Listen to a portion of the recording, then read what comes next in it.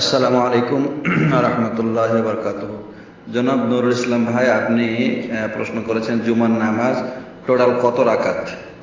জুমার নামাজ মূলত 2 রাকাত, যা ফরজ। আর এর আগে যখন মসজিদে প্রবেশ করবেন তখন তাহিয়াতুল মসজিদ 2 রাকাত পড়বেন। এরপরে ইমাম খুতবা শুরু করার আগ পর্যন্ত যে সময়টুকু আপনি মসজিদে বসে থাকবেন, ইচ্ছা করলে আপনি আরো 2 রাকাত, তারপরে আবার 2 রাকাত, তারপরে আবার 2 রাকাত, এভাবে যতদূর ইচ্ছা আপনি পড়তে পারেন, কোনো অসুবিধা নেই। এরপরে জুমার ফরজ নামাজ শেষ হওয়ার পরে সুন্নাত হিসেবে আপনি 2 রাকাত পড়তে পারেন। ইচ্ছা করলে 4 রাকাতও পড়তে পারেন। তো 4 রাকাত পড়ার ক্ষেত্রে নিয়ম হলো 2 রাকাত পড়ে সালাম ফিরিয়ে দিবেন, তারপরে আবার 2 রাকাত পড়বেন, তাহলে এটা 4 রাকাত হলো।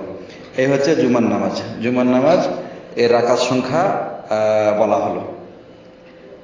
আর যদি এরপরে আরো কিছু পড়তে চান তো পড়তে পারেন, কোনো অসুবিধা নেই। জুম্মার পরে সাধারণত 2 রাকাত অথবা 4 রাকাত, এটা হচ্ছে সুন্নত সম্মত রাকাতের সংখ্যা।